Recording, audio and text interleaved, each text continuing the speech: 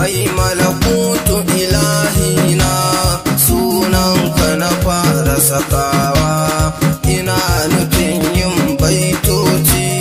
kunsi ditidin dafawa ni taimakon da nake nema ka iya min nai ta zubowa in na zubo su surun ka shiga har fadar fahad nawa yarda ka amsan sarki